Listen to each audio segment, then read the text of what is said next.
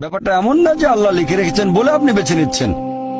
যেহেতু আপনি এটাই বেছে নেবেন, তাই আল্লাহ আগে লিখে রেখেছেন।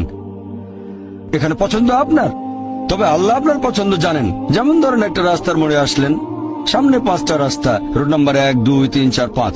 এখানে পছন্দ আপনার, বেছে নিতে পারেন রোড নাম্বার 1, 2, 3, 4, 5। আপনি গেলেন রোড 2-এ।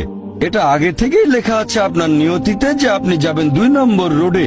ব্যাপারটা এমন না যে আল্লাহ লিখেছেন বলে আপনি করছেন। যেহেতু আপনি এটাই বেছে নেবেন, তাই আল্লাহ আগে লিখে রেখেছেন। তাহলে পছন্দ আপনার।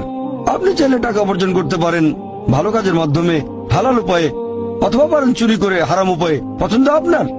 ধরেন চুরি করলেন, এটা আপনার সিদ্ধান্ত। তবে আল্লাহ আগে থেকে জানেন যে এই লোকটা সহজে টাকা পেতে চায়, তাই চুরি করবে।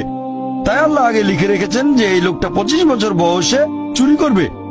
এখানে দোষটা কার? দোষ আসলে আপনার। তবে আল্লাহর আছে ইলমে গায়েব, তাই তিনি আগেই লিখে রেখেছেন।